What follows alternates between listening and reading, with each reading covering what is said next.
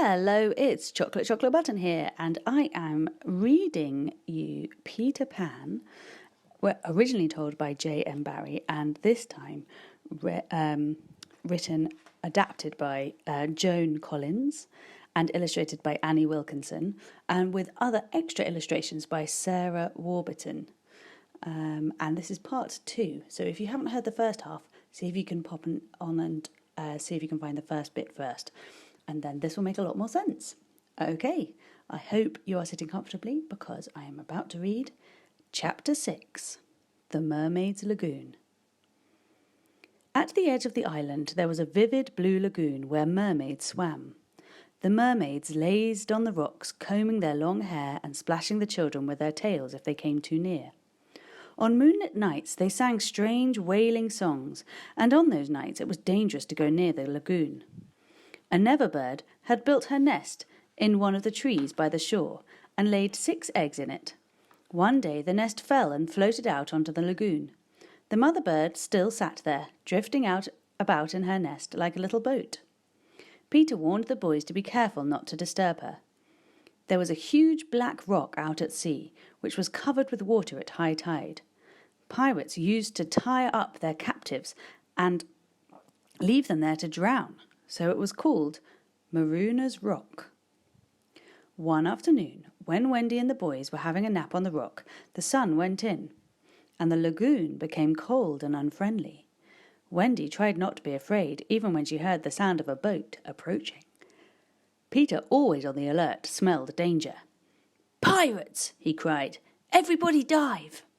The next moment the rock was empty. The pirate dinghy, rowed by Smee and Starkey, drew near. They had captured Tiger Lily just as she was boarding the pirate ship with a knife between her teeth. They had tied her hands and feet and were going to leave her on the rock to drown.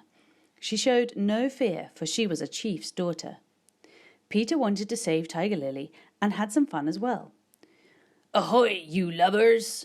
he called, imitating Hook's voice. "Set the redskin free!" "But, Captain," said Smee, "you told us—" "At once, do you hear?" cried Peter, "or I'll plunge my hook into you." "Better do what the captain orders," muttered Starkey nervously. So they cut Tiger Lily's ropes, and she slipped like an eel into the sea. Suddenly a cry came across the water. "Boat ahoy!" It was the real Captain Hook swimming out to join his men.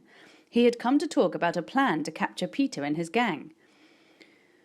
"We may never get the better of those boys, now that they have a mother to care for them," he said. "I know," said Smee, "but if we capture her, she can be our mother." "A capital idea," cried Hook, "but first we must catch the boys and make them walk the plank." Hook was furious to find that his men had let Tiger Lily go. "I gave no such orders," he said. When they told him about the mysterious voice, Hook was frightened.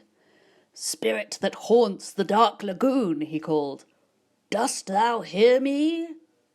Peter could not keep quiet. "Odds bods, hammer and tongs, I hear you," he called. "Who are you, stranger?" asked Hook hoarsely. "I am James Hook, captain of the Jolly Roger." "If you are Hook, then who am I?" "You are a codfish." Hook went pale at this insult. He knew now who was playing this trick on him. "Are you a boy?" he called. "Are you a wonderful boy?" "Yes, yes," boasted Peter. I am Peter Pan." At once Hook ordered his men to attack. "Take him, dead or alive," he cried. Peter whistled up the boys, and they all came to his aid, armed with daggers. They put up a good fight. Before long, Smee and Starkey were swimming for their lives towards the pirate ship. Peter had ordered the boys to leave Hook to him, so they rowed for shore in the pirate dinghy. Peter and Hook came out of the water at the same moment. They stared grimly at one another as they climbed onto the rock, and Peter snatched a knife from Hook's belt. Then, seeing that Hook was lower down than he was, Peter gave him a hand up so that they could fight fairly. But the treacherous Hook bit Peter's hand. Peter was so shocked that he dropped his guard, and Hook was able to claw him twice. The tide was rising rapidly, so Hook struck out for his ship, leaving Peter wounded.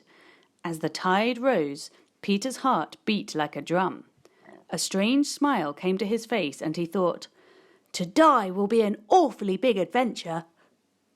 But Peter did not die. The Neverbird came by in her nest and rescued him. When he returned to the cave, he saw campfires. The Redskins had come to protect the boys from pirate attack.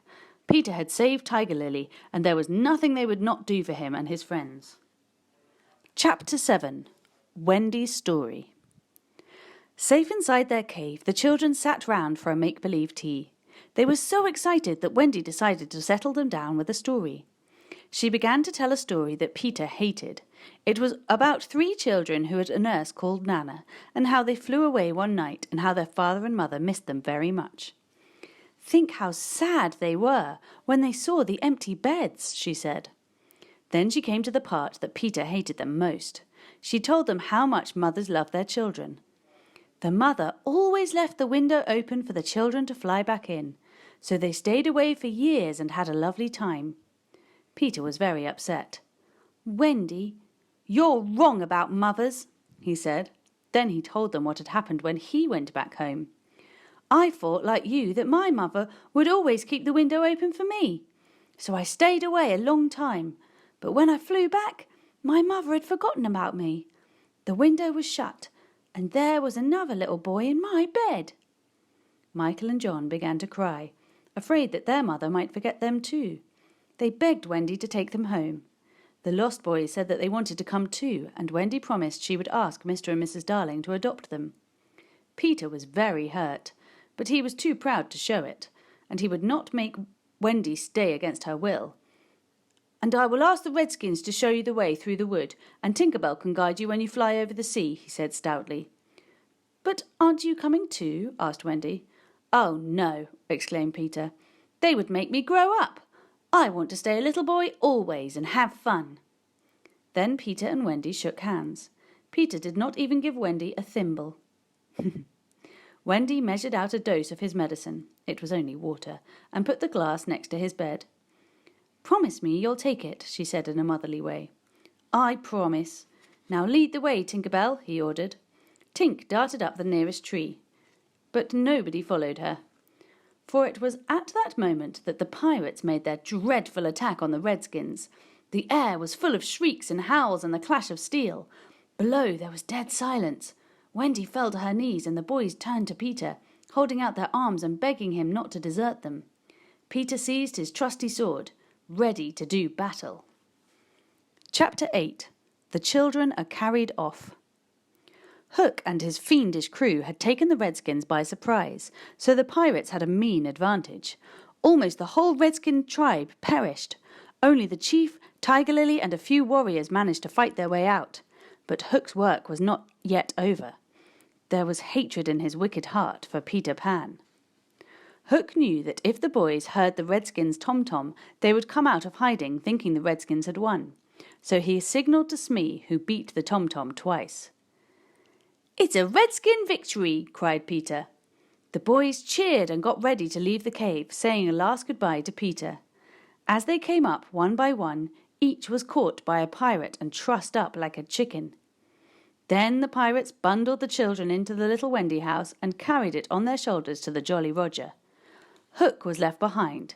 He looked carefully at the trees and discovered that one of them was more hollow than the others. He could just squeeze in. He could not open the door, but he peered through a chink and saw Peter lying peacefully, asleep on the great bed. For a moment his cold heart was touched. Then he spied Peter's medicine, which he could just reach. Hook always carried a deadly poison on him. Reaching through the chink, he poured 5 drops into Peter's medicine. Then he climbed out of the tree like some evil spirit. Pulling his hat over his eyes, he wrapped his cloak around him and stole away through the wood. Chapter 9. Do you believe in fairies? At 10 o'clock that night, Peter was awakened by a tiny knock on the door. It was Tinker Bell, who told him that Wendy and the boys had been captured and taken to the pirate ship. "I'll rescue them," cried Peter, grabbing his sword. "But first I must take my medicine." "No, no," cried Tinker Bell. "It's poisoned." "How could it be?" said Peter. "Nobody's been down here." He put the glass to his lips, but brave Tinker Bell had heard Hook talking to himself in the wood, and flew between Peter's mouth and the glass. She drank the poison herself in one gulp. "It was poisoned," she cried. "I shall die." She fluttered feebly to her tiny couch and lay there gasping. Her light was getting weaker every moment. Soon it would go out. Tink was whispering something. Peter bent down to listen. "If enough children believe in fairies," she gasped, "I might get better again." What could Peter do? Children everywhere were asleep. Then he thought of those who were dreaming of Neverland. He called to them. "If you believe in fairies, clap your hands. Don't let Tink die." There was silence, and then there was a faint sound of clapping. It grew and grew until it filled the cave. Tink was saved. Her voice grew strong and she flashed round the room as merry as ever. "And now to rescue Wendy!" cried Peter. He came up through the tree into the moonlit wood. No one was about except for the crocodile, which never slept, passing down below. Peter swore a terrible oath. "It's Hook or me this time." Chapter 10. The Fight on the Pirate Ship. Aboard the Jolly Roger, Hook had the boys dragged up from the hold. He promised to spare 2 of them if they would join the crew. "Would we be free subjects of the king?" asked John bravely. "You would have to swear down with the king," growled Hook.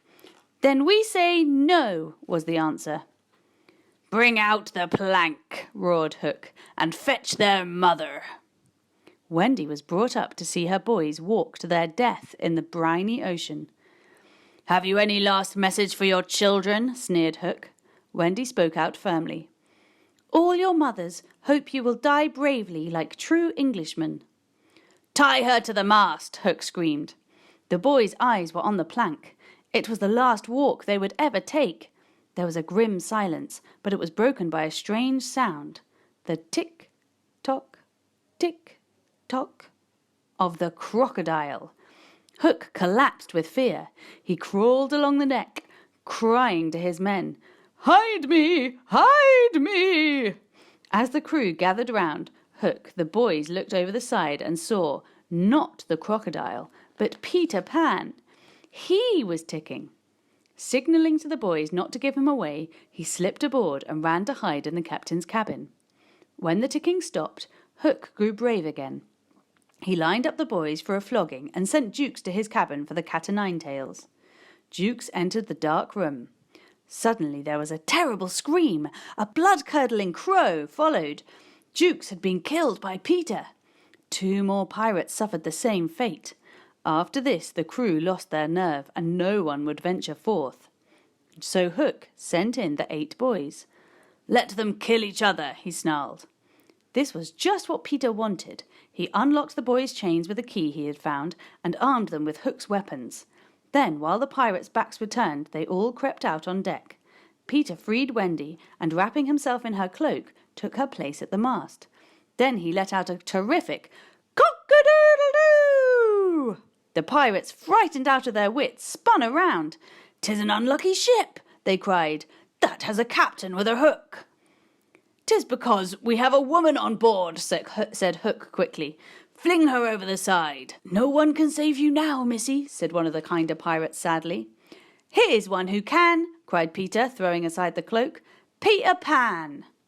A great fight began. Swords and cutlasses clashed and bodies tumbled into the water. Soon only Hook was left. His sword flashed like a circle of fire. "Leave him to me, boys," cried Peter. Although he was smaller, Peter was nimbler and soon wounded Hook. At the sight of his own blood, Hook turned pale and dropped his sword. He rushed to set fire to the powder magazine and blow the ship up, but Peter bravely snatched the torch from his hand and threw it into the sea. Hook backed away from the menacing Peter and climbed on the bulwark. Peter aimed a kick at him, and Hook lost his balance, slithering straight down into the sea. The crocodile, whose clock had run down at last, had silently followed Peter and was waiting patiently below. As Hook reached the water, the crocodile opened his jaws and finally had the rest of Hook for his supper. Chapter 11. The Return Home. That night the boys slept in the pirates' bunks, and next morning they set off for home, with Peter as captain. Meanwhile, Mr. and Mrs. Darling were still grieving over their lost children. Mr. Darling was sure it was all his fault for chaining up Nana, and to punish himself he slept in her kennel. One night he was feeling especially miserable, so he asked Mrs. Darling to play the piano in the next room next door to cheer him up. "And please shut the window," he said. "It's draughty in the kennel." "You know I can't do that, dear," said Mrs. Darling. "The children might come home." But the children were already on their way. They had crossed the sea now and were flying the last bit of the way. Peter and Tinker Bell were ahead of the others, as Peter had a plan. When they found the open window and flew in, Peter was going to shut the window so that Wendy would think her mother had forgotten her and go back with him to the Neverland. But Mrs. Darling was sitting sadly at the piano with tears trickling down her face. "Oh, she is fond of Wendy too," thought Peter miserably. "We can't both have her. What had I better do?" Then he gave in and said, "Oh, come on, Tink, we'll let them in." So Wendy and Michael and John slipped into the nursery. They decided to get into bed and pretend that they had never been away. When Mrs. Darling came in and saw that the beds were full, she thought it was a dream. Then the children spoke to her. She put her arms round them and woke up her husband and called to Nana.